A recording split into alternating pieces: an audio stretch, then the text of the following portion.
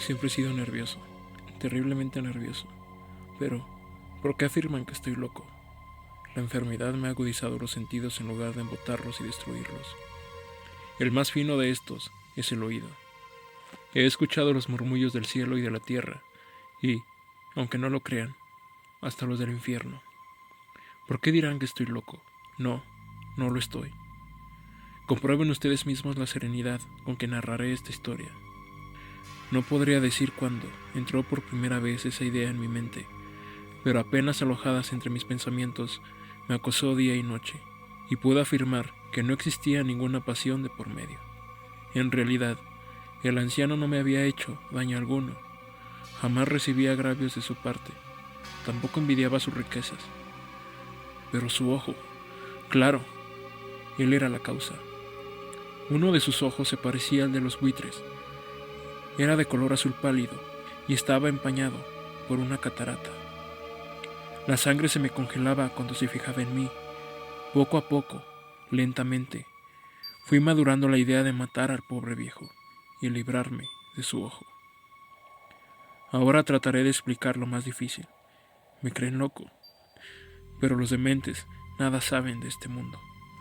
Si hubieran visto la perfección de mis planes, con qué cautela procedí, con qué disimulo puse manos a la obra.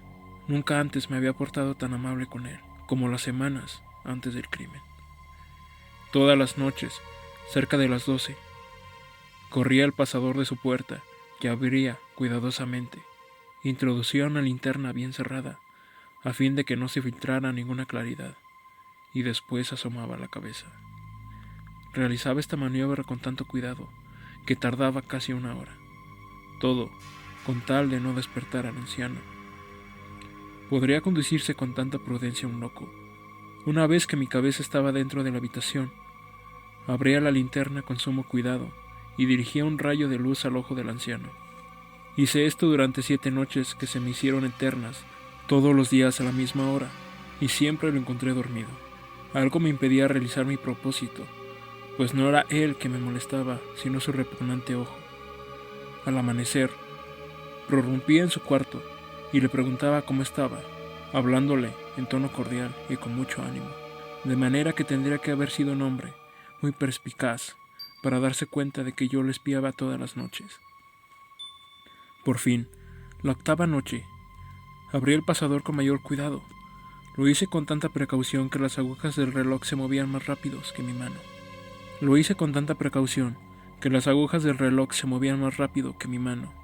En ese momento me percaté de la grandeza de mi astucia, y apenas si dominaba mi sensación de triunfo. Estaba allí, entrando lentamente por la puerta, y él ignoraba mis acciones y pensamientos más oscuros.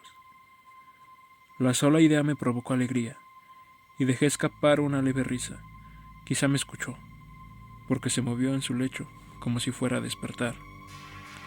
Pensarán ustedes que salí de inmediato, pero no ocurrió así. Su habitación se hallaba totalmente oscura, porque las ventanas se cerraban todas las noches por miedo a los ladrones. Me disponía a abrir la linterna, creyendo que el anciano no podía verme, pero mi pulgar resbaló en la perilla de la puerta, y él se incorporó en su cama, preguntando con sobresalto: ¿Quién anda allí? Durante una hora no moví un solo de mis músculos. No quería ni respirar por temor a ser descubierto. Él tampoco volvió a acostarse. Estaba al acecho.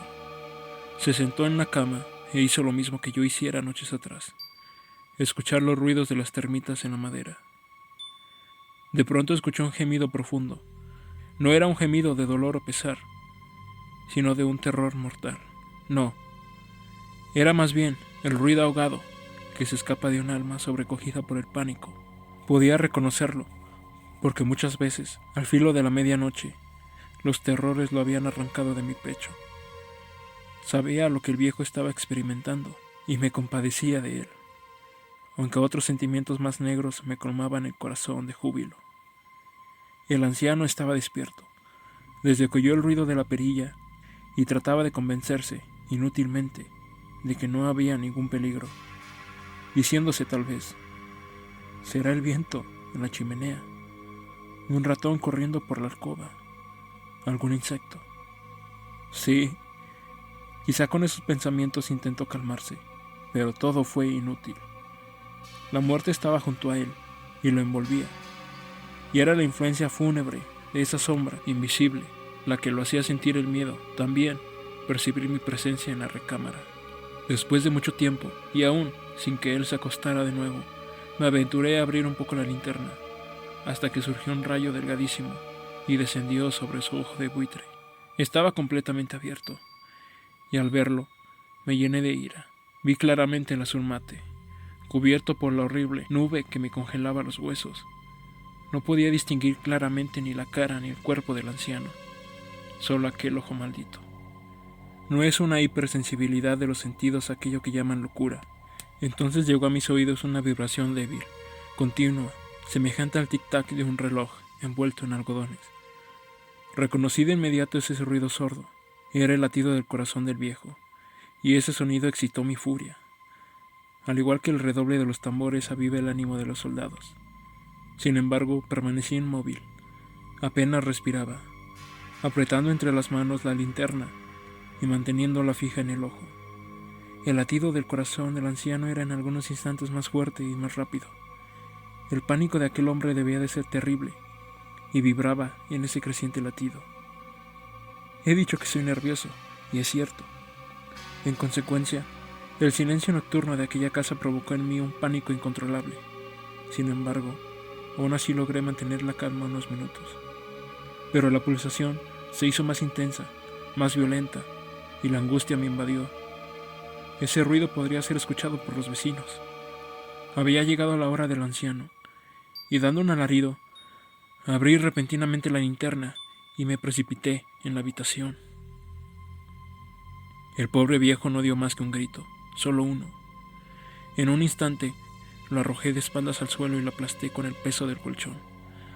Al ver mi obra, sonreí ufano. Mas su corazón siguió latiendo algunos segundos con un sonido apagado. Esto no me preocupó, puesto que nada podía oírse a través de las paredes. Finalmente, cesó. Levanté el colchón y examiné el cuerpo. Muerto.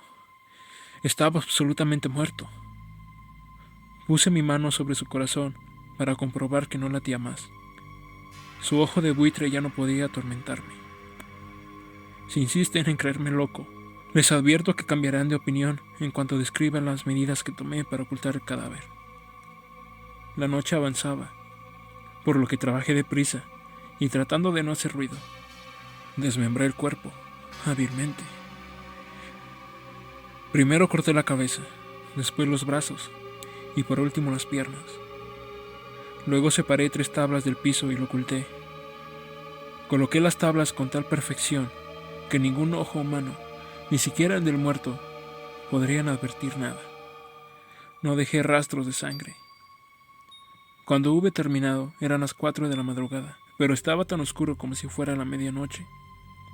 En el momento en que el reloj marcaba la hora, tocaron a la puerta de la calle. Bajé a abrir tranquilo. Entraron 3 oficiales de policía. Un vecino había escuchado un grito y temía que se hubiera cometido un crimen, por lo que denunció el caso en el cuartel de policía, y los oficiales fueron enviados para hacer una investigación. No tenía nada que temer, y lo recibí con una sonrisa. Les dije que el grito lo había dado yo mientras dormía, y en cuanto al anciano, había emprendido un viaje por la región. Después efectuaron la acostumbrada inspección, y los invité a que revisaran cuanto fuera necesario. Por último, los llevé a la alcoba del viejo y les mostré sus riquezas, las cuales se hallaban intactas. En el extremo de la confianza, llevé algunas sillas a la habitación para que descansaran, mientras yo colocaba una de estas justamente sobre las maderas donde yacía el cuerpo de la víctima. Los oficiales parecían satisfechos, mi comportamiento los había convencido, y hablaron de temas familiares, a los que respondí de manera animada. Sin embargo, después de un rato me sentí pálido, y deseaba que se marcharan. Los oídos me zumbaban y me dolía la cabeza. El sonido se hizo más claro y constante. Empecé a hablar en forma atropellada, para no sentir aquella angustia. No obstante, persistió el sonido de tal manera que no tardé en descubrir que no nacía en mis oídos. Palidecí aún más, y seguí hablando en voz más alta, como tratando de callar el sonido que se intensificaba.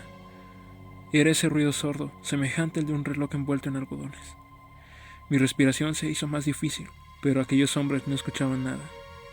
El tic-tac se elevaba incesante. Me levanté para discutir cosas sin sentido hasta llegar a la estridencia, y gesticulando exageradamente. Pero todo intento era inútil porque el latido crecía cada vez más. Pensé, Dios mío, ¿por qué no quieren marcharse? Empecé a caminar de un lado a otro, dando pasos largos y pesados. ¿Qué podría ser? Blasfemaba. Estaba iracundo, desvariaba. Me sentaba de nuevo, arrastraba la silla haciéndola resonar contra el suelo. Sin embargo, el sonido dominaba todo, agigantándose infinitamente. Los oficiales continuaban charlando animadamente. ¿Cómo era posible que no escucharan? Dios, ¿era posible todo aquello? No, seguramente no. Ellos oían, sospechaban, sabían, lo sabían y se divertían con mi terror. Lo creí entonces y lo creo ahora. Había algo más en aquella agonía, más insoportable incluso que la burla. No podía soportar sus hipócritas sonrisas. Me di cuenta que necesitaba gritar o morir. Exclamé entonces: presten atención, por favor, miserables. No disimulen, lo confieso todo. Retiren esas tablas. Aquí está el cadáver, y ese es el latido de su implacable corazón.